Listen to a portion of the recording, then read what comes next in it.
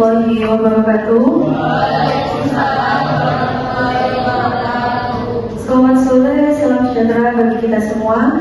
Yang kami hormati Ibu Astri Fitria, STMSI AKSIE, selaku dosen pengampu mata kuliah Teori Akuntansi, dan kami ucapkan terima kasih juga kepada rekan-rekan yang telah hadir pada kelas hari ini. Di sini kami dari kelompok 6 akan mempresentasikan hasil diskusi kami mengenai liabilities related concept. Sebelum masuk ke materi, izinkan kami memperkenalkan diri. Saya Naila Bisafia dengan NPM 24101900894. Saya Dinda Otalina dengan NPM 2210190490. Saya Vinita dengan NPM 2410190929. Saya Febriani dengan NPM 2410190885. Saya Ridho Raja Sobat Tinggal Raja Gugu, NPM 2520191118. Saya Siti Mailani Putri dengan NPM 2410190932. Poin materi yang akan kita sampaikan yaitu satu pendahuluan, yang kedua definisi of liability atau definisi liabilitas, yang ketiga hubungan liabilitas dengan aset dan ekuitas, yang keempat klasifikasi liabilitas, dan yang kelima pentingnya liabilitas dalam laporan keuangan, keenam peran liabilitas dalam analisis keuangan, ketujuh liabilitas dan resiko keuangan, yang kedelapan penyajian liabilitas dalam laporan keuangan, dan yang kesembilan kesimpulan. Baik, di sini kita membahas tentang definisi liabilitas. Apa itu liabilitas? Dalam akuntansi keuangan, liabilitas merupakan salah satu unsur penting dalam laporan posisi keuangan selain aset dan ekuitas. Liabilitas menunjukkan kewajiban perusahaan kepada pihak lain yang timbul dari transaksi di masa lalu dan harus diselesaikan di masa depan. Secara mendalam, liabilitas bukan cuma hutang, tapi kewajiban saat ini yang timbul dari transaksi masa lalu yang akan menguras sumber daya ekonomi kita di masa depan. Perusahaan tidak mungkin memiliki aset tanpa adanya pendanaan, dan pendanaan tersebut berasal dari dua sumber, yaitu kreditor yang termasuk di liabilitas ataupun pemilik yang termasuk di ekuitas, seperti yang dijelaskan di kelompok 5 sebelumnya. Dan pentingnya memahami liabilitas terletak pada kemampuannya untuk mencerminkan risiko keuangan sebuah ekuitas. Oleh karena itu, perlu dipahami konsep liabilitas secara menyeluruh, mulai dari pengertian, karakteristik, hingga pengakuan dan klasifikasinya. Kalau kita lihat dari sini, secara sederhana liabilitas adalah pengorbanan manfaat ekonomi masa depan. Namun untuk tidak dikatakan sebagai liabilitas, sebuah kejadian harus memenuhi 3 unsur utama. Yang pertama, ada kewajiban saat ini, yaitu present obligation, yang artinya perusahaan saat ini memang memiliki kewajiban yang harus dipenuhi. Dan yang kedua, berasal dari transaksi masa lalu atau past transaction, yang artinya bukan rencana di masa depan, tapi sesuatu yang sudah terjadi atau ada peristiwa ekonominya sebelumnya. Dan yang ketiga, mengakibatkan pengorbanan sumber daya ekonomi di masa depan. Kita harus menyerahkan kas ataupun aset lainnya untuk memberikan jasa untuk menyesuaikan dan kewajiban kita sebelumnya. Baik, selanjutnya adalah karakteristik dan sifat liabilitas. Selanjutnya, pengukuran liabilitas. Setelah liabilitas diakui, langkah selanjutnya adalah menentukan nilai atau jumlah kewajiban yang harus dicatat. Liabilitas dapat diukur dengan beberapa dasar, yaitu yang pertama biaya historis. Nilai kewajiban berdasarkan jumlah transaksi awal saat kewajiban tersebut terjadi. Yang kedua, biaya kini, yaitu nilai kewajiban jika transaksi tersebut terjadi pada kondisi saat ini. Yang ketiga, nilai realisasi, jumlah yang harus dibayar perusahaan untuk melunasi kewajiban tersebut. Dan yang terakhir, nilai sekarang atau present value, nilai kini dari arus kas masa depan. Selanjutnya, penyelesaian liabilitas. Pada saat ini dijelaskan tentang cara perusahaan menyelesaikan atau melunasi kewajibannya kepada pihak lain. Liabilitas yang sudah diakui dalam laporan keuangan pada akhirnya harus diselesaikan oleh perusahaan dengan beberapa cara, yaitu yang pertama ada pembayaran kas. Cara yang paling umum adalah membayar kewajiban dengan uang tunai atau kas perusahaan. Contohnya, perusahaan membayar utang usaha kepada pemasok atau membayar utang kepada bank. Yang kedua, penyerahan aset lain. Liabilitas juga dapat diselesaikan dengan menyerahkan aset selain kas. Misalnya, menyerahkan persediaan atau aset tetap kepada pihak yang berpiutang sebagai bentuk pelunasan kewajiban. Yang ketiga, pemberian jasa, yaitu dalam beberapa kondisi perusahaan dapat melunasi kewajibannya dengan memberikan jasa kepada pihak lain sesuai dengan perjanjian yang telah disepakati. Yang keempat, diganti dengan kewajiban lain, yaitu perusahaan juga dapat mengganti suatu kewajiban dengan kewajiban baru. Contohnya, utang jangka pendek diganti menjadi utang jangka panjang melalui perjanjian baru dengan kreditur. Yang kelima, dikonversi menjadi ekuitas, yaitu liabilitas dapat diubah menjadi modal atau ekuitas perusahaan. Contohnya, kreditur setuju mengubah utang perusahaan menjadi saham perusahaan. Klasifikasi liabilitas. Liabilitas jangka pendek merupakan kewajiban yang jatuh tempo dalam waktu kurang dari 1 tahun. Contoh, utang usaha, utang pajak, utang gaji, beban masih harus dibayar. Yang kedua, liabilitas jangka panjang merupakan kewajiban yang jatuh tempo lebih dari 1 tahun. Contoh, utang obligasi, utang bank, utang sewa. Dan yang ketiga, liabilitas kontingensi, kewajiban yang bergantung pada kejadian di masa depan dan belum pasti terjadi. Contoh, gugatan hukum dan garansi produk. Pentingnya liabilitas dalam laporan keuangan. Liabilitas memiliki beberapa fungsi penting, yaitu menunjukkan sumber pendanaan perusahaan, menilai tingkat risiko keuangan perusahaan, yang ketiga menilai kemampuan perusahaan membayar kewajiban, yang keempat membantu analisis struktur modal perusahaan, dan yang kelima membantu investor dalam pengambilan keputusan ekonomi. Lalu selanjutnya ada peran liabilitas dalam analisis keuangan. Yang pertama, untuk menilai likuiditas, kemampuan perusahaan membayar kewajiban jangka pendek. Yang kedua, menilai solvabilitas, kemampuan membayar utang jangka panjang. Dan yang ketiga, mengukur risiko keuangan, semakin besar utang, semakin tinggi juga risiko. Lalu ada risiko liabilitas terhadap laporan keuangan, yaitu liabilitas mempengaruhi risiko keuangan perusahaan. Risiko yang dapat timbul antara lain, yang pertama ada risiko likuiditas, ketidakmampuan perusahaan membayar utang jangka pendek. Yang kedua ada risiko solvabilitas, yaitu ketidakmampuan perusahaan membayar seluruh kewajiban. Dan yang terakhir ada risiko bunga, yaitu perubahan tingkat bunga yang mempengaruhi kewajiban.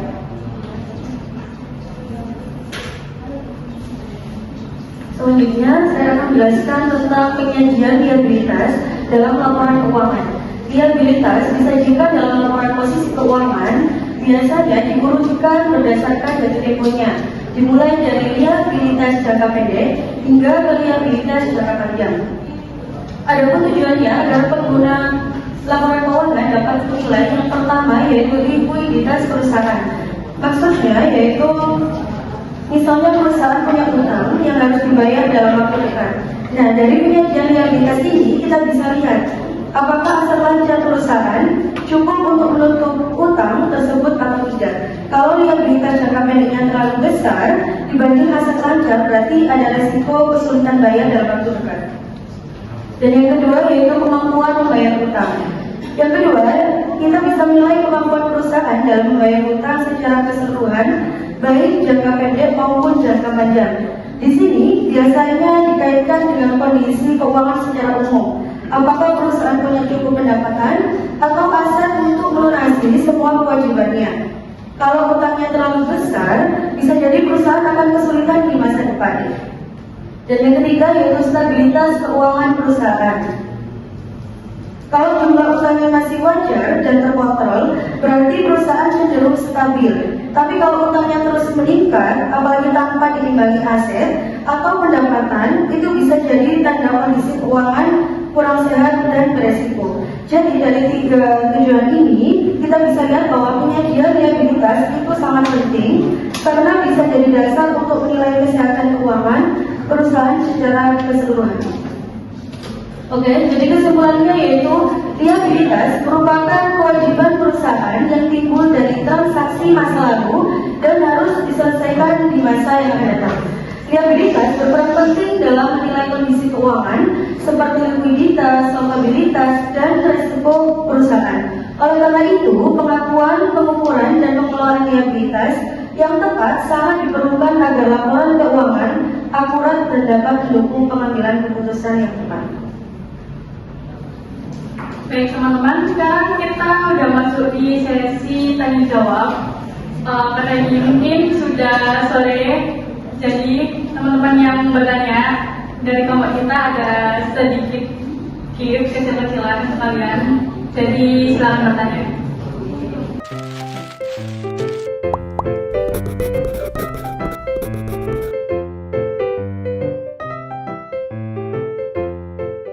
Nama saya Muhammad Freddy Wijaya dengan NPM 883.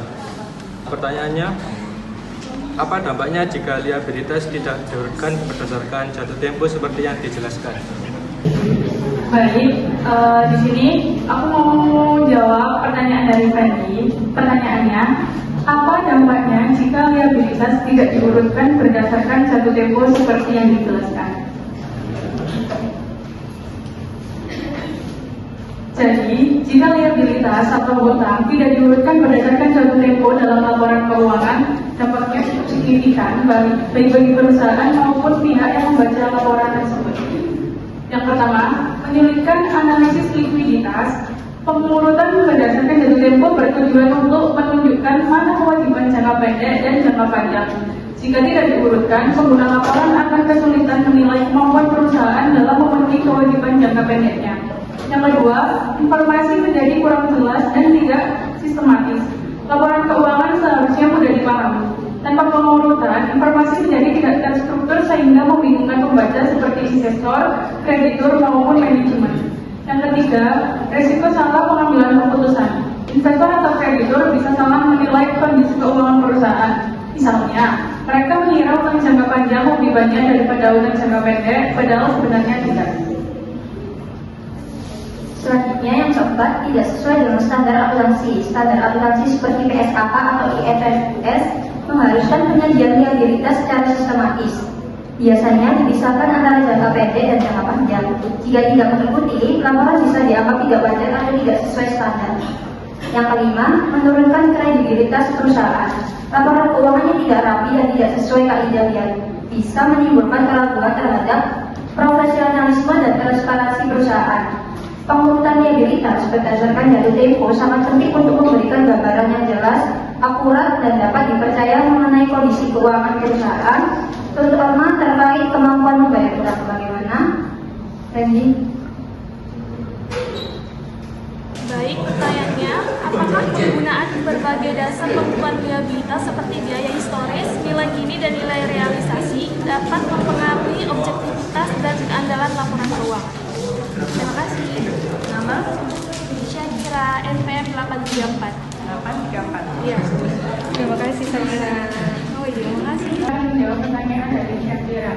Apa penggunaan berbagai dasar penggunaan liabilitas, biaya historis, nilai kini, dan nilai realisasi dapat mempengaruhi objektivitas dan keadilan laporan keuangan? Ya, penggunaan berbagai dasar pengukuran liabilitas seperti biaya historis, nilai kini, dan nilai realisasi memang bisa mempengaruhi objektivitas dan keadilan laporan keuangan. Tapi pengaruhnya tidak selalu negatif, justru tergantung bagaimana dan kapan metode itu digunakan. Biaya historis paling objektif tapi kurang relevan, diukur berdasarkan nilai saat transaksi awal. Kelebihan sangat objektif karena berbasis bukti, faktur, dan kontrak. Kelemahan bisa kurang mencerminkan kondisi ekonomi saat ini. Dampaknya objektivitas tinggi dan relevansi lebih rendah. Yang kedua, nilai kini atau present value lebih relevan tapi subjektif menggunakan estimasi arus kas masa depan dan tingkat diskonto. Kelebihan lebih mencerminkan nilai ekonomi sebenarnya. Kelemahan bergantung pada asumsi estimasi bunga risiko. Dampaknya relevansi meningkat, tapi objektivitas dan keandalan bisa menurun jika asumsi tidak akurat. Yang ketiga yaitu nilai realisasi, yaitu nilai yang tergantung kondisi pasar berdasarkan jumlah yang akan dibayarkan atau disetel. Kelebihannya yaitu mencerminkan nilai penyelesaian aktual dan kelemahannya bisa berubah-ubah tergantung kondisi pasarnya. Untuk dampaknya, keandalan bisa fluktuatif, terutama jika pasar tidak stabil. Untuk kesimpulannya, penggunaan berbagai dasar pengukuran memang bisa mengurangi konsistensi dan objektivitas jika tidak diterapkan secara tepat, tapi juga meningkatkan relevansi informasi bagi pengguna laporan keuangan. Jadi dalam praktiknya, kombinasi metode ini justru diperbolehkan agar laporan keuangan lebih mencerminkan kondisi ekonomi yang sebenarnya, asalkan didukung pengungkapan yang jelas dan menggunakan asumsi yang wajar serta dapat diuji. Bagaimana Syakira? Terima kasih. Saya Syafitria PM 1999. Pertanyaannya, bagaimana inflasi yang tinggi mempengaruhi nilai real dari liabilitas jangka panjang yang dicatat menggunakan metode biaya historis? Berapa?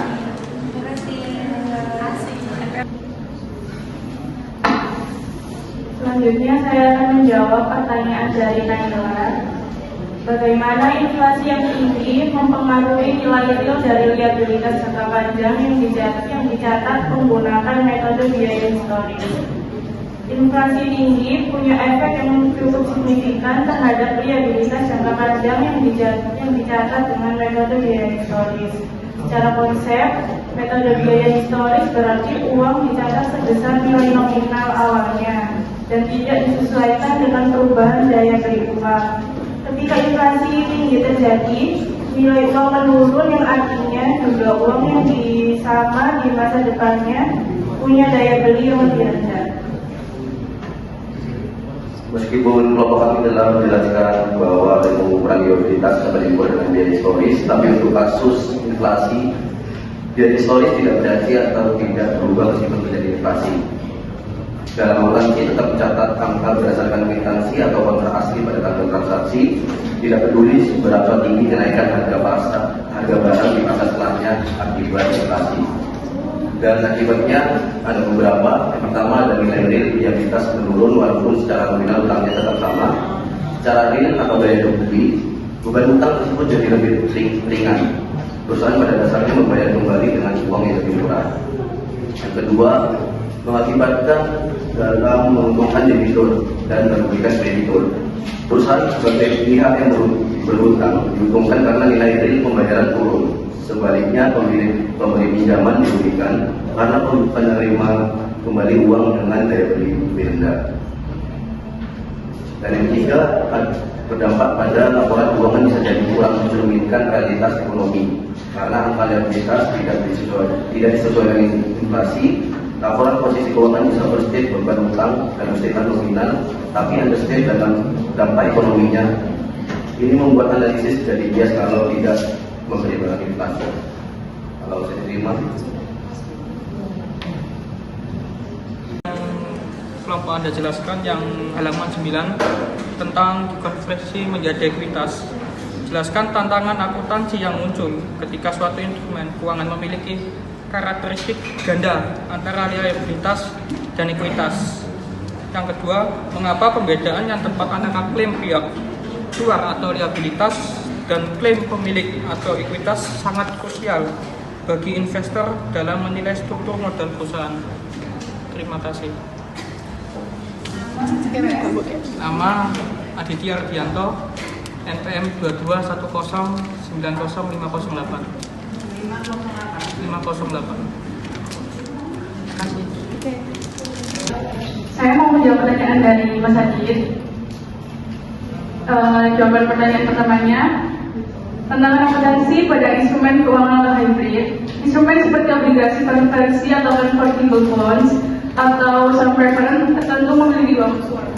Yang pertama, liabilitas, kewajiban membayar, misalnya bunga atau pokok utang.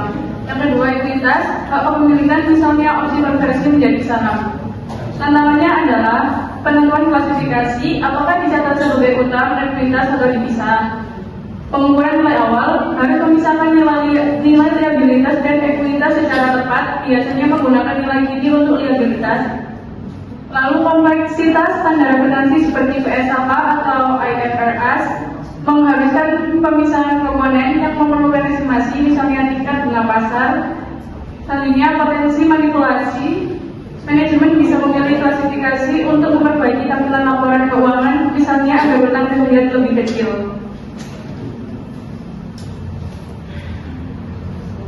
Untuk pertanyaan yang kedua, yaitu mengapa pemisahan liabilitas dan ekuitas itu sangat penting.